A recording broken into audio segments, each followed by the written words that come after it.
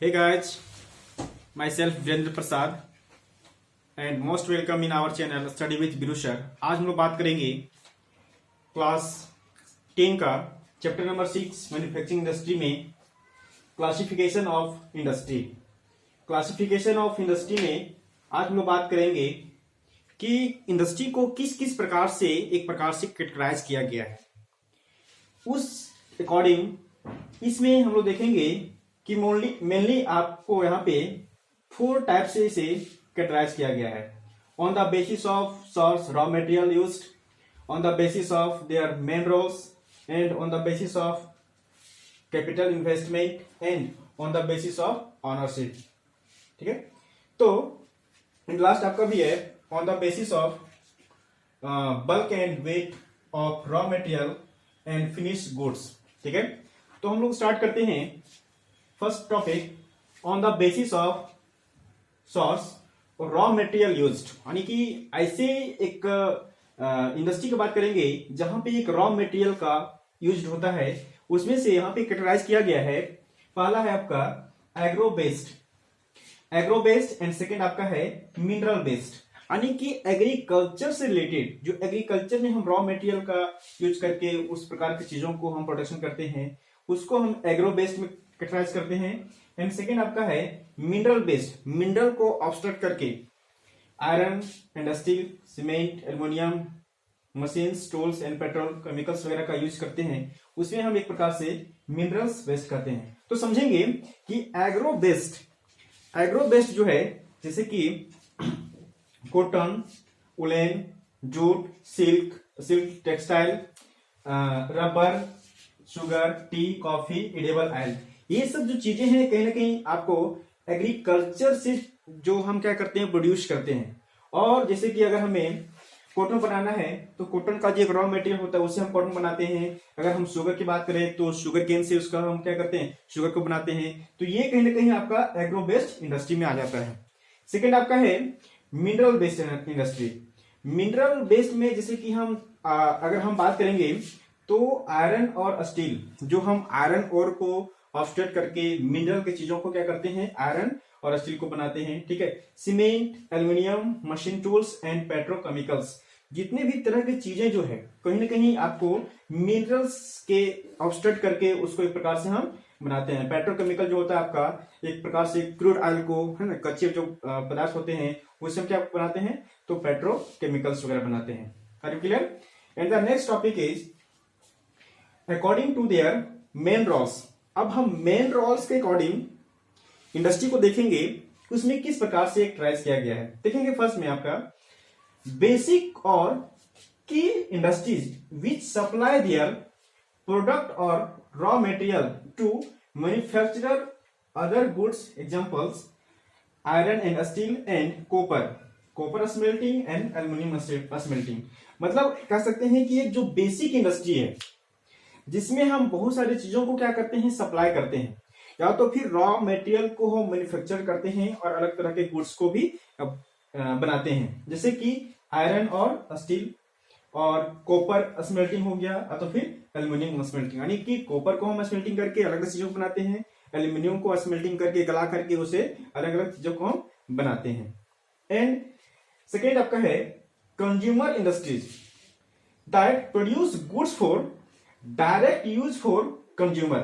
मतलब हम कि जो चीजें इंडस्ट्री में बनाते हैं और उसका डायरेक्ट यूज कहीं ना कहीं कंज्यूमर करते हैं, मतलब आम आदमी करते हैं, उपभोक्ता करते हैं। तो वैसे गुड्स का कहीं ना कहीं हम एक प्रकार से कंज्यूमर इंडस्ट्री के रूप में भी जानते हैं। For example sugar, toothpaste, paper, shaving cream and fancy TC, जितने भी तरह के जो आपका डेली यूज चीजें हैं। ठीक है, जैसे कि हम शुगर का यूज करते हैं तो शुगर जो फैक्ट्री में बन रहा है, जो इंडस्ट्री में बन रहा है, उसका हम क्या करते हैं, डायरेक्ट यूज करते हैं।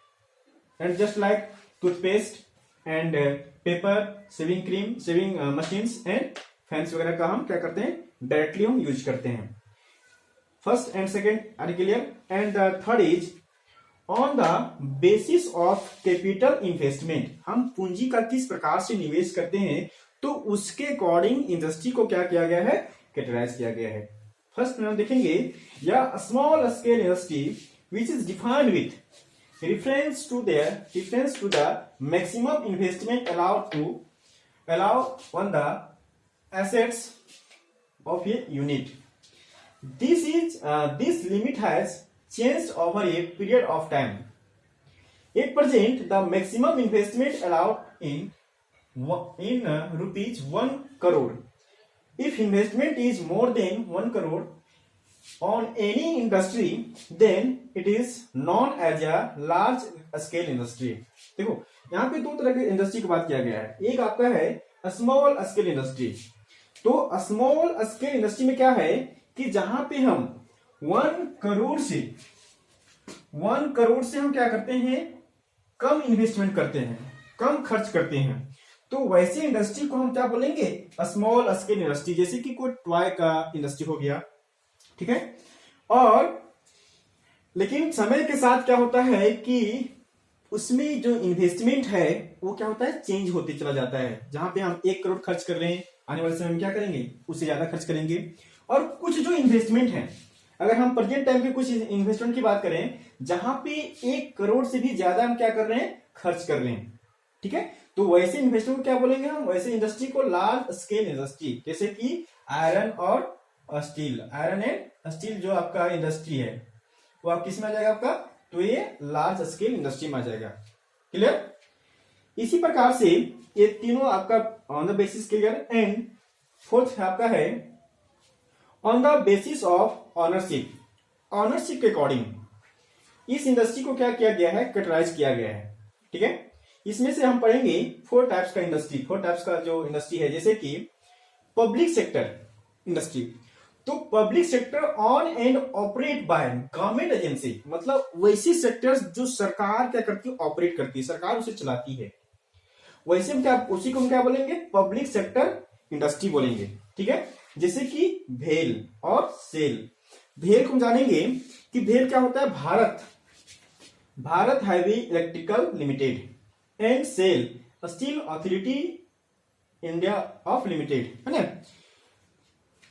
Steel authority India of limited, ये आपका सेल और भेल, ये दोनों जो है आपका पब्लिक सेक्टर में आता है. देखो इस तरह का क्वेश्चन कभी कभी आपको एग्जामिनेशन में एमसीक्यू में पूछ देगा कि भेल किसका एग्जांपल है या तो सेल किसका एग्जांपल है. आपको ऑप्शन दे देगा public sector, private sector, joint sector and corporate sector. तो आपको जानना पड़ेगा कि भेल और सेल किसका एग्जांपल था, तो पब्लिक सेक्टर इंडस्ट्री का. एंड सेकेंड समझेंगे प्राइवेट सेक्टर इंडस्ट्री. देखिए private sector industry on and operate by individual और ये ग्रुप ऑफ इंडिविजुअल. मतलब कि जो प्राइवेट सेक्टर इंडस्ट्री है उस इंडस्ट्री में उसका जो एक प्रकार से ऑपरेट किया जाता है वो किसी इंडिविजुअल का हो सकता है, किसी एक व्यक्ति का हो सकता है, या तो फिर क्या बता रहा है, या ग्रुप ऑफ इंडिविजुअल, मतलब 4-5 लोगों का या तो 10-20 लोगों का भी एक प्रकार से इंडस्ट्री हो सकता है, ठीक है. तो वैसे हम इंडस्ट्री को क्या बोलेंगे, private sector industry. For example TISCO, Bajaj auto limited and Dabur industry. देखो ये सब कहीं ना कहीं क्या है, किसी एक पर्सन का है या तो फिर एक ग्रुप का है. जैसे कि टिस्को आप जानते होंगे, Tata iron steel of company, ठीक है, वो टिस्को हो गया. फिर बजाज ऑटो हो गया, डाबर इंडस्ट्री हो गया. आप एक और यहाँ पे ऐड कर सकते हैं रिलायंस जियो वगैरह, है ना. तो ये सब क्या है आपका एक प्राइवेट सेक्टर इंडस्ट्री हो गया, ठीक है. And the third is joint sector industry which are jointly run by the state and individual और ये ग्रुप ऑफ इंडिविजुअल. मतलब कि ज्वाइंट सेक्टर में हम इस तरीके से समझ सकते हैं कि जो ज्वाइंट सेक्टर इंडस्ट्री है वो आपका स्टेट के साथ साथ कोई इंडिविजुअल, मतलब स्टेट के साथ कोई इंडिविजुअल लोग या तो फिर ग्रुप में कुछ लोग क्या करते हैं, मिल करके चलाते हैं. तो वैसे इंडस्ट्री को हम क्या बोलते हैं, ज्वाइंट सेक्टर इंडस्ट्री बोलते हैं. For example oil India limited, है ना. ऑयल इंडिया लिमिटेड जो है आपका स्टेट और कुछ इंडिविजुअल जो लोग हैं उसको मिल करके क्या करते हैं, रन करवाते हैं. And the fourth is cooperative sector. ये स्पेस कम होने की वजह से हम यहाँ पे नहीं लिखे हैं, बट इसको समझा देते हैं, ठीक है. कोऑपरेटिव सेक्टर्स में क्या होते हैं कि 3-4 लोग कर सकते हैं. जैसे कि कुछ वर्कर्स हो गए, कुछ लेबर्स हो गए, ये और कुछ जो इंडस्ट्री के लोग हो गए, उस सारे लोग मिलकर क्या करते हैं, कोऑपरेटिव सेक्टर्स में एक प्रकार से रन करते हैं, ऑपरेट करते हैं। उसमें से जो बेनिफिट्स होते हैं या तो उसमें से जो भी एक प्रकार से लॉसेस होते हैं उसको क्या करते हैं हम समान रूप से डिस्ट्रीब्यूट करते हैं। अगर बाय द वे सोचो कि हमने क्या किया, एक छोटी सी कंपनी को, छोटी सी इंडस्ट्री को एस्टैब्लिश किया, बहुत सारे लोग मिल करके, है ना, कुछ लेबर को मिल करके, कुछ वर्कर्स को मिल करके, ठीक है, तो इंडस्ट्री को मिल करके, तो इसमें से जितने भी प्रॉफिट होंगे ये सब क्या करेंगे, एक दूसरे में डिवाइड प्रॉपर्टी क्या करेंगे, अच्छे से बांटेंगे। या तो लॉस भी होंगे तो सबका लॉस होगा, ठीक है, तो उसको हम क्या बोलेंगे, cooperative sectors. Are you clear? And the next is based on the bulk and weight of raw material and finish goods, यानी कि एक भारी वस्तु और एक हल्के वस्तु के अकॉर्डिंग भी क्या किया है, हल्के जो वस्तु है उसके अकॉर्डिंग क्या किया है, उसका जो रॉ मटेरियल है और जो उसका फिनिश गुड्स है उसके अकॉर्डिंग क्या किया है, इंडस्ट्री को यहाँ पे कैटेगराइज किया गया है।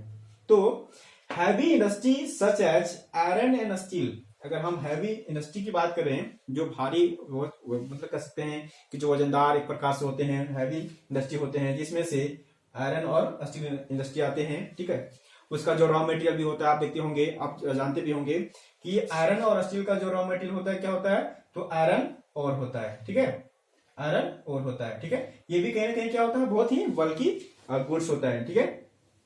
And the last is light industries, that is light industry that use light raw material and produce light goods such as electrical industry। Light industry मतलब एक प्रकार से जो हल्के इंडस्ट्री होते हैं और वो क्या करते हैं, एक रॉ मटेरियल जो होते हैं उसका भी क्या होता है, रॉ मटेरियल भी क्या होता है, लाइट होता है, हल्का होता है, ठीक है, और ये जो प्रोड्यूस करता है उसका गुड्स भी क्या होता है, बहुत ही हल्का, जैसे कि इलेक्ट्रिकल जो चीजें होती है, ठीक है, इलेक्ट्रिकल जो चीजें होती है आपको कहीं ना कहीं क्या होती है, बहुत ज्यादा हल्के होते हैं। तो ये आपका हो गया लाइट इंडस्ट्री। तो ओवरऑल इस प्रकार से हम लोग क्या देखें, क्लासिफिकेशन ऑफ इंडस्ट्री को देखनी है।